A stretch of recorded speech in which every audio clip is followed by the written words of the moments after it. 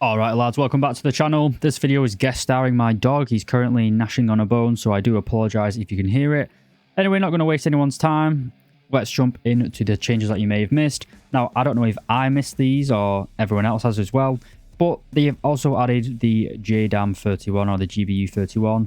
These are basically £2,000 bombs, which basically are guided the exact same as the GBU38s.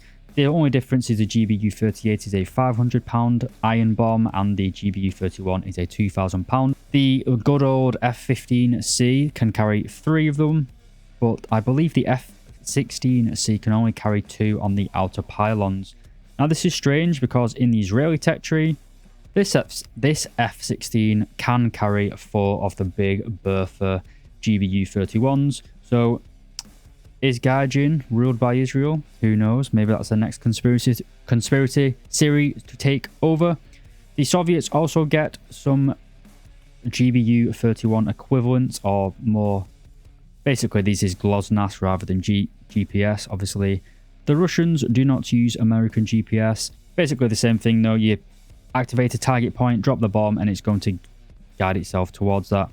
The Chinese, not wanting to miss out, have also got some love from Gaijin. They've added the very aptly named PL6, which makes it sound like an air-to-air missile, but instead it is basically a glide bomb. It's not just on the J10A though, you also have it on the good old JH7A. If anything, this still retains the best cast plane for the Chinese. Regardless of it carrying the glide bombs, it can still carry the good old KH-29Ts and then the 2 big Bertha laser guided bombs as well. All of the Gripen Cs did get the new JDAM type thing, so you have the GBU-38, can also carry the GBU-31 as well on all 4 pylons. So the best armed planes with GBUs is going to be all of the JAS-39Cs, the F-15 MSIP, and the Israeli F-16 as well. So in my opinion, the JDAMs, not particularly that amazing, not a massive update to the meta. You can use them for attacking ground bases in realistic, I guess, and maybe saturating spawn points in ground realistic.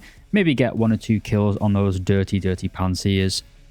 Another thing to mention is the addition of the radar altimeter. So you want to go to your option settings, then go into air battle settings, and you'll be able to go down to here. You can see indicated altitude.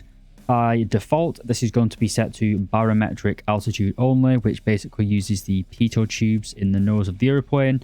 But now we can also select barometric and radar. So this new type of radio altitude is basically used for multipath missiles. You can basically customize this to give you a warning. As you can see, it turns red when I am under 60 meters of radar altitude. The way this works, it basically measures the distance between the surface of the ground that you're currently flying over and the bottom of the plane.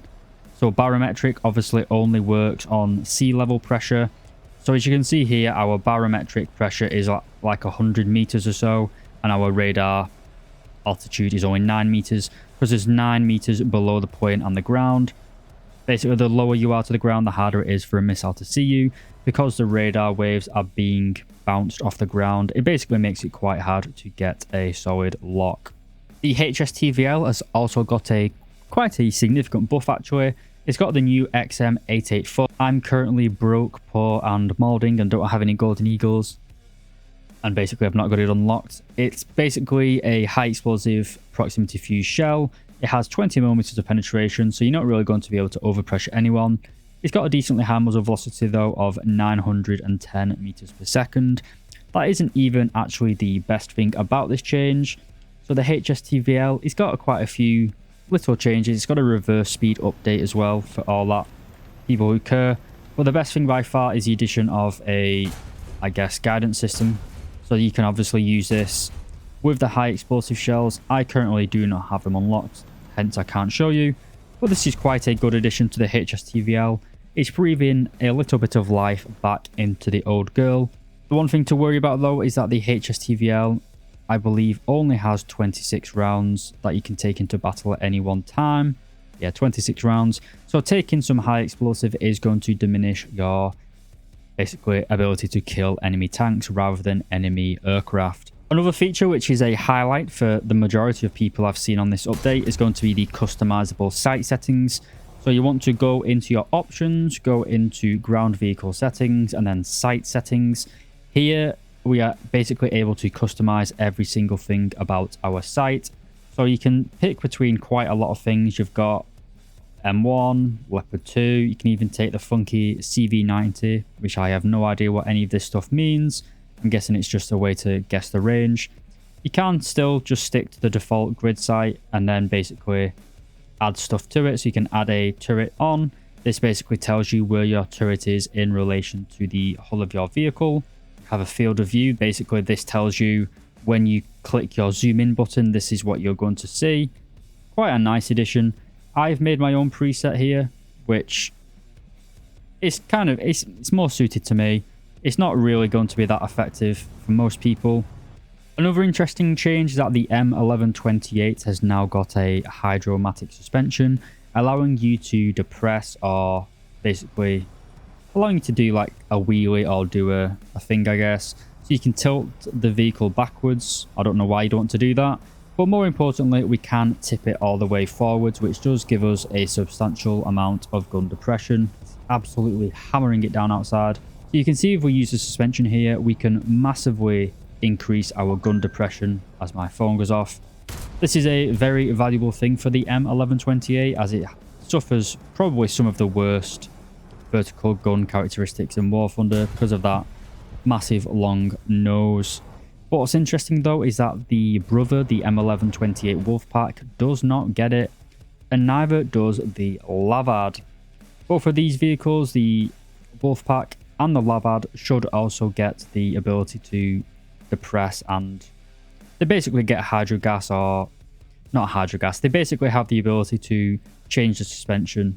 But it's not been featured, or it's not been added for the Wolfpack or the Lavard, but it has been for the M1128, who knows why.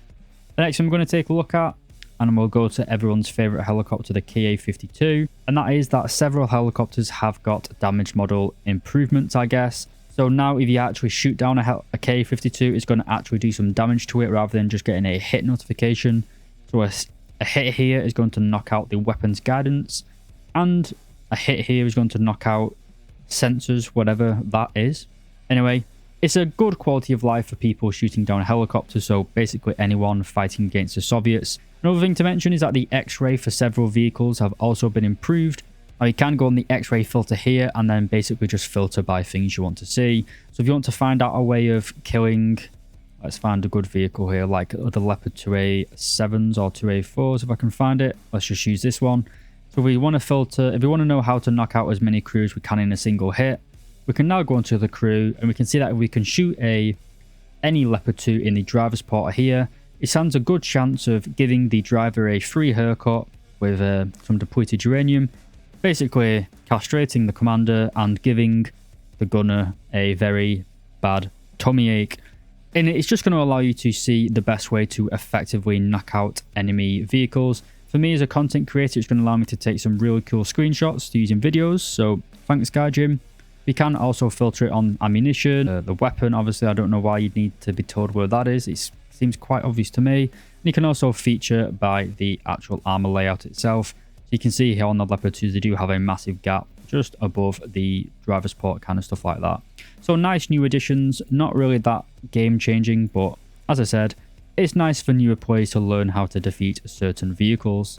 For all you Giga Chads out there that own the TIS-MA, now most people probably play this with the 37mm guns as it historically had the armoured target belts, but Guardian have decided to give the 45mm guns a armoured belt as well now.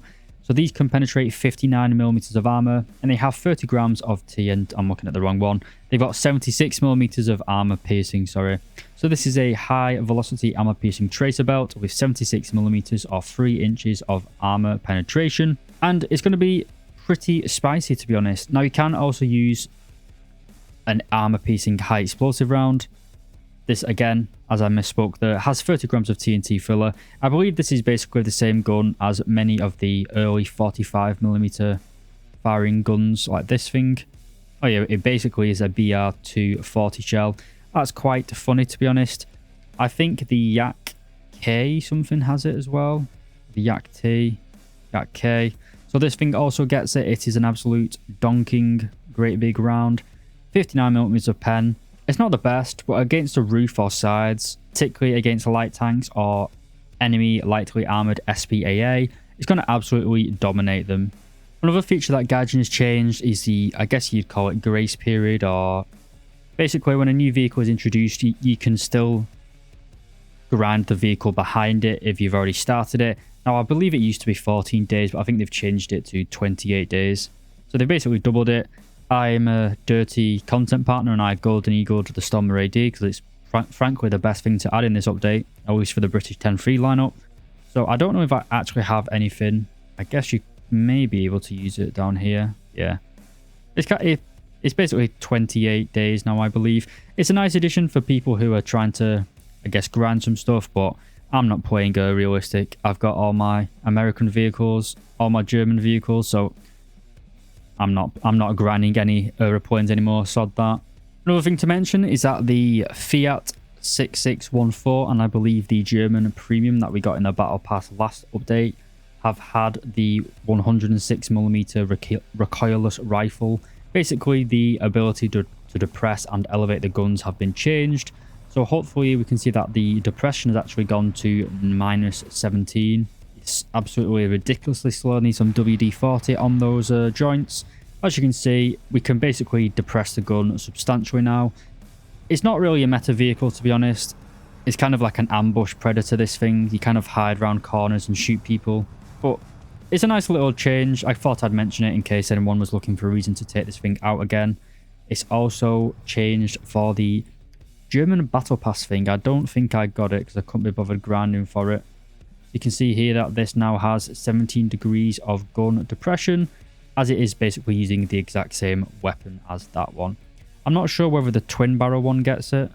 That still only has -7 degrees, but it does give the 6614 a new reason to play it because it does have better gun depression than the T106 FA. And the last big change I can think of is the T55E1. It's basically got a change to the way it plays. I don't know why I'm using the APC rounds, or the AP rounds rather. They've basically changed the way it steers itself. So it used to basically, the front two wheels basically used to have 4 axles basically, but they've now changed it to 2 axles with, I don't know if that's right actually. Basically, you can see the whole thing now turns rather than basically acting like a 8x8 truck with 2 or 4-wheel steering. So it does now make you quite a lot nippier. Kind of like one of those things you play on spin tires, which is really OP. It's a nice new change to the vehicle. I haven't played this in quite a long time. It does have a very nice 76mm gun. Somehow killed him there. It's a massive buff to this vehicle. But again, its heyday is kind of done. Another massive kick in the balls is that all of the AML 90 variants, so in this case, I believe it is the Eland, the turret traverse has been nerfed from, I think it's 25 degrees per second with an ace crew, now down to 18 degrees per second. As you can see, it's not game breaking, or it's not destroying the vehicle, but it's quite a lot harder to be an effective light tank now. You can't really go around a corner and quickly get your gun onto a target. It's still going to be a potent vehicle. It's just a little nerf that kind of makes it more sucky to play, in my opinion. But again, it's a minor change. I can't really think of anything else to say though, lads. So that's pretty much it, lads. I hope you enjoyed this nice little overview video. Hopefully going to get a review out soon of the Alkaleed, maybe some other planes as well. But let me know what you guys would like to see. And as always, thank you very much for watching.